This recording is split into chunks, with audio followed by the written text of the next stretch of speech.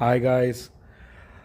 നല്ലൊരു മികച്ച സ്കോറാണ് ഇന്ത്യ നേടിയിരിക്കുന്നത്. 175 for 7. അത് നല്ലൊരു സ്കോർ തന്നെയാണ്. കാരണം ഇങ്ങനത്തെ ശ്രീലങ്കൻ പിച്ചിൽ, സ്പിന്നർ ഫ്രണ്ട്ലി ആയ പിച്ചിൽ 160 ആണ് ടോട്ടൽ ആവറേജ് എന്ന് പറയുന്നത്. അതിലേറെ ഇന്ത്യ നേടിയിരിക്കുന്നു. പിന്നെ നമുക്ക് ഇതിനകത്ത് മനസ്സിലാക്കുന്നൊരു കാര്യം എന്ന് വെച്ചാൽ, ഇഷാൻ കിഷന് അപ്പുറമായിട്ട് വേറെ ആരും അങ്ങോട്ട് നിലനിന്ന് കളിക്കാനോ ഒരു സിക്സ് വെക്കാനോ, കാരണം അത്രയ്ക്കും സ്ലോ പേസ്ഡാണ് പിച്ച്. ഭയങ്കര സ്പിന്നുണ്ട്, സ്പിൻ അത്യാവശ്യമുണ്ട്. സൈം ഐബുവിൻ്റെയൊക്കെ നമ്മൾ കണ്ടാണ് അത്യാവശ്യം അദ്ദേഹത്തിൻ്റെ ടേൺ കിട്ടുന്നുണ്ട്. ഉസ്മാൻ താരിക്ക് അറിയാമല്ലോ നമുക്ക്, അദ്ദേഹത്തിൻ്റെ ആ ഒരു ഹോൾട്ട് ചെയ്തിട്ടുള്ളൊരു സ്പിന്നല്ലാതെ അദ്ദേഹത്തിന് സ്ലോ ബോൾസ് ഒരു ലീത്തലായിട്ട് തോന്നി. ബാക്കി എല്ലാവരും നോർമലായിട്ടാണ് എനിക്ക് തോന്നിയത്.